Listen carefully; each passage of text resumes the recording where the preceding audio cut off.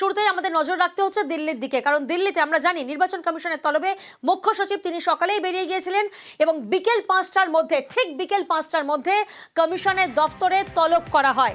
নির্বাচন কমিশনের তলবে দিল্লিতে পৌঁছেছেন মুখ্য সচিব। প্রতিনিধি মৈত্রী এই মুহূর্তে আমাদের সঙ্গে রয়েছেন, সরাসরি মৈত্রীর কাছে যাব। মৈত্রী, মুখ্য সচিব তিনি পৌঁছে গিয়েছেন দিল্লিতে, সময়সীমা বেঁধে দেওয়া রয়েছে, অর্থাৎ ঠিক বিকেল 5টার মধ্যেই কমিশনের দফতরে পৌঁছতে হবে। সেক্ষেত্রে মুখ্য সচিবের তরফ থেকে কি ব্যাখ্যা দেওয়ার একটা সম্ভাবনা রয়েছে যে রাজ্যের তরফে ঠিক কি কি পদক্ষেপ নেওয়া হয়েছে? একেবারেই দেখো, আমরা এই মুহূর্তে দাঁড়িয়ে রয়েছি চাণক্যপুরী বঙ্গভবনে এবং এখানেই রয়েছেন মুখ্য সচিব, এবং যেটা মনে করা হচ্ছে যে আর অল্প কিছু সময়ের মধ্যেই তিনি জাতীয় নির্বাচন কমিশনে উদ্দেশ্যে রওনা দেবেন এবং সেখানে গিয়ে রাজ্যের তরফ থেকে রাজ্যের কি অবস্থান এবং কোন পরিপ্রেক্ষিতে রাজ্যের এই জাতীয় নির্বাচন কমিশনের যে নির্দেশ, অর্থাৎ 4 জনের বিরুদ্ধে ব্যবস্থা নেওয়ার যে ঘটনা, সেই অভিযোগের পরিপ্রেক্ষিতে সেই নির্দেশের পরিপ্রেক্ষিতে কেন কোনো ব্যবস্থা নেওয়া হয়নি, সেই বিষয় নিয়ে কিন্তু তারা রাজ্যের তরফ থেকে যে জবাব, সেই জবাব কিন্তু আজকে তিনি দেবেন এবং সেই জবাবে জাতীয় নির্বাচন কমিশনের তরফ থেকে তারা কতটা সন্তুষ্ট হন বা সেই জবাবে তারা সন্তোষজনক মনে করেন কিনা, সেই বিষয়টা কিন্তু পরিষ্কার হবে এই বৈঠকের পরেই। প্রিয়াঙ্কা, বেশ।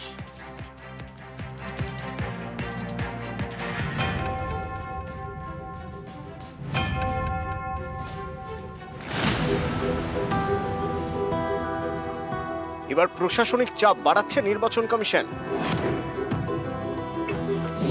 পশ্চিমবঙ্গের মুখ্য সচিবকে বুধবার দিল্লিতে তলব কমিশনের। রাজ্যের যে 4 আধিকারিকের বিরুদ্ধে ব্যবস্থা নিতে বলেছিল কমিশন, কেন তাদের বিরুদ্ধে রাজ্য সরকার আলাদা করে তদন্ত করছে সেটা জানতে চাওয়া হয়েছে মুখ্য সচিবের কাছে। ভোটার তালিকায় নাম তোলার ক্ষেত্রে গাফিলতির অভিযোগ জমা পড়েছিল নির্বাচন কমিশনের কাছে। অভিযোগ খতিয়ে দেখার পর 4 আধিকারিকের বিরুদ্ধে ব্যবস্থা নেওয়ার সিদ্ধান্ত নেয় কমিশন। পূর্ব মেদিনীপুরের ময়না এবং দক্ষিণ 24 পরগনার বারুইপুর পূর্ব কেন্দ্রের 2 ইলেকটোরাল রেজিস্ট্রেশন অফিসার বা ইআরও এবং 2 assistant electoral registration officer AERO, এর মধ্যে 2 জন WBCS অফিসার। মুখ্য সচিবকে চিঠি দিয়ে এই 4 আধিকারিককে সাসপেন্ড এবং তাদের বিরুদ্ধে FIR করতে বলে কমিশন। সোমবার কমিশনের চিঠির উত্তর দেন মুখ্য সচিব। জানান, আধিকারিকদের নামে FIR করা হচ্ছে না, তাদের সাসপেন্ডও করা হচ্ছে না। তবে 3 সদস্যের একটি তদন্ত কমিটি গড়েছে রাজ্য। রাজ্যের সিনিয়র অফিসারদের নিয়ে এই তদন্ত কমিটি তৈরি হয়েছে। রাজ্য তদন্ত করে কমিশনকে রিপোর্ট দেবে। নির্বাচন কমিশনের কথা মতো শাস্তিমূলক ব্যবস্থা নেওয়ার পথে না হাঁটলেও পূর্ব মেদিনীপুরের ময়না বিধানসভা কেন্দ্রের AERO এবং বারুইপুর পূর্ব কেন্দ্রের ডেটা এন্ট্রি অপারেটরকে ভোট সংক্রান্ত সব দায়িত্ব থেকে সরিয়ে দেওয়া হয়েছে। মুখ্য সচিবের এই চিঠি পাওয়ার পরই রাজ্যের উপর প্রশাসনিক চাপ বাড়ালো নির্বাচন কমিশন। দিল্লিতে তলব মুখ্য সচিবকে। নিউজ 18 বাংলা। সুপ্রিম কোর্টে এসআইআর মামলায় পশ্চিমবঙ্গের প্রসঙ্গ আপনাদেরকে জানাবো। রাজ্যে এসআইআর হচ্ছেই। 8ই আগস্ট রাজ্যকে চিঠি কমিশনের।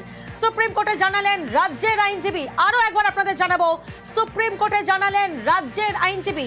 অর্ণব প্রতিনিধি আমাদের সঙ্গে রয়েছেন। অর্ণব,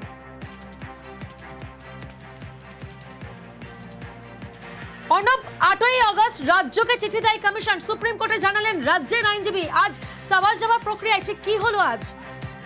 দেখো, বিহার নিয়ে একাধিক আবেদন রয়েছে, সেই আবেদনগুলির শুনানি চলছে। সেই শুনানির মধ্যেই 5 জন ভোটার নির্দিষ্ট করে তারা যে মামলা করেছিলেন, সেই মামলার আইনজীবী গোপাল শঙ্করায়ন, তিনি যখন মামলা সওয়াল করতে ওঠেন, কার্যত প্রায় দ্বিতীয়ার্ধের পুরোটাই তিনি সওয়াল করেছেন কিছুক্ষণ আগে পর্যন্ত, এবং সেখানেই তিনি বলেন তিনি বিহারের এই মামলার পাশাপাশি পশ্চিমবঙ্গ সরকারের হয়েও মামলা করবেন, পশ্চিমবঙ্গের মামলারও তিনি শুনানি করবেন।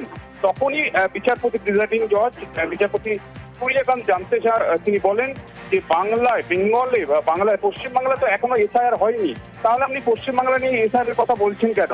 তখনই রাজ্যের হয়ে এই আইনজীবী গোপাল শঙ্করায়ন তিনি বলেন যে 8 আগস্ট কমিশনের তরফে এই রাজ্যে যে স্যার বা বিশেষ নিবিড় সংশোধনী সমীক্ষা ভোটার লিস্টে হতে যাচ্ছে, সেই নিয়ে একটি ইন্টিমেশন লেটার এসছে এবং এই জায়গাতেই রাজ্য তার সাথে কোনো রকম আলোচনা ছাড়া কমিশন একতরফা এই ধরনের নোটিশ কি রাজ্যকে দিতে পারে, এই প্রশ্ন তিনি তুলে দেন। এরপরই সুপ্রিম কোর্ট জানায় যেহেতু বাংলা সরাসরি এখনো শেয়ারের কোনো প্রভাব সেই অর্থে নেই, বিহার নিয়েই তারা কনসেন্ট্রেট করতে চান এবং বিহারের এই মামলা শুনানির পরে হয়তো বাংলার মামলা যদি আসে সেক্ষেত্রে শুনানি করবেন। কাজে বিহারের ওপরই এই মুহূর্তে সুপ্রিম কোর্টের পুরো নজর রয়েছে এবং বিহারের এই স্যার নিয়ে যে ফয়সালা সুপ্রিম কোর্ট থেকে আসছে সম্ভবত আগামী দিনে সেটা সর্বত্র সেটাই প্রযোজ্য হবে। কাজেই বাংলাতেও যে এসআইআর এর একটা ভ্রুকুটি রয়েছে, একটা আতঙ্ক রয়েছে, সেটা রাজ্যের আইনজীবী কিন্তু ইতিমধ্যে সুপ্রিম কোর্টকে আজ ইন্টিমেট করে দিলেন। বেশ, অর্ণব তুমি আমাদের সঙ্গে থাকো, আরো একবার দর্শকদের জানাবো।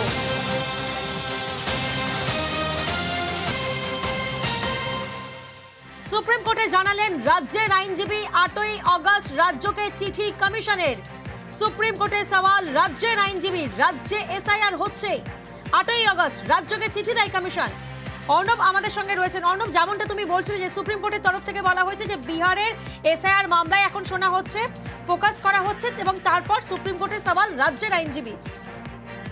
একেবারে তাই, দেখো যেহেতু বিহারটা এই মুহূর্তে কার্যত শুনানির মধ্য ভবনে রয়েছে, এর মধ্যে শীর্ষ আদালত দুই বিচারপতি সূর্যকান্ত এবং বিচারপতি জয়মাল্য বাগচি তারা খুঁটিয়ে দুটো বিষয় এই এসআইআর পরিষ্কারভাবে সুপ্রিম কোর্ট জানায়, একদিকে কনস্টিটিউশনাল রাইট অর্থাৎ সাংবিধানিক অধিকার আর অন্যদিকে কনস্টিটিউশনাল এনটাইটেলমেন্ট।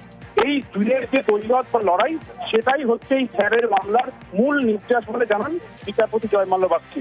এবং এই কনস্টিটিউশনাল এনটাইটেলমেন্ট বা কনস্টিটিউশনাল রাইটের মধ্যে এই যে ধারা কোনো কিছু রয়েছে কিনা সেটাই খুঁজে বার করার চেষ্টা, কিন্তু সেখানে পশ্চিমবঙ্গের প্রসঙ্গ আজকে দ্বিতীয়ার্ধে চলে আসে এবং যেখানে সরাসরি রাজ্যকে একটি নোটিশ ইন্টিমেশন করেছে কমিশন এবং সেটা রাজ্যের সঙ্গে আলোচনা ছাড়া এই বিষয়টা কিন্তু রাজ্যের তরফে আইনজীবী গোপাল শঙ্করন সুপ্রিম কোর্টে দৃষ্টি আকর্ষণ করে বুঝিয়ে দিতে পেরেছে।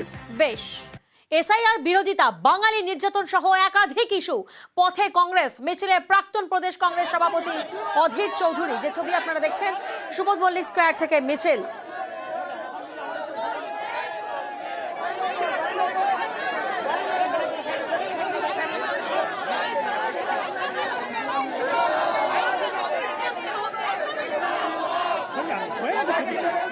আমাদের উপরে আরো ঝামেলা বেড়ে যাচ্ছে। কোন দিকে যাব আমরা, কোন দিকে যাব? আধার কার্ড দেখাচ্ছি, কোনো তার মীমাংসা হচ্ছে না। এপিক কার্ড দেখাচ্ছি, রেশন কার্ড দেখাচ্ছি, কোনো ফয়সালা হচ্ছে না। তারা বলছে তোমরা বাংলাদেশি, আর তাদের এই বাংলাদেশি বলে যখন চিহ্নিত করছে তখন তাদের বক্তব্যের বিরুদ্ধে পশ্চিমবঙ্গ থেকে আমরা কোনো জবাব পাচ্ছি না। সেখানকার প্রশাসন যদি তাদেরকে বলে যে না এরা বাংলাদেশি নয়, এরা পশ্চিমবঙ্গের মানুষ, তাহলে হয়তো আমাদের উপরে এই বিপদ হবে না বা হলেও কম হবে। আমরা সেই সাহায্যটা পাচ্ছি না। তাই আমি আজকের এই মঞ্চ থেকে আপনাদের সকলকে সাক্ষী রেখে পশ্চিমবঙ্গ সরকারের কাছে, বাংলার মুখ্যমন্ত্রীর কাছে দাবি করতে চাইছি, এই পশ্চিমবঙ্গ থেকে যত পরিযায়ী শ্রমিক বাইরের রাজ্যে কাজ করতে যায় তাদের প্রত্যেককে একটা করে পরিচয় পত্র সরকারের পক্ষ থেকে দেওয়া হোক।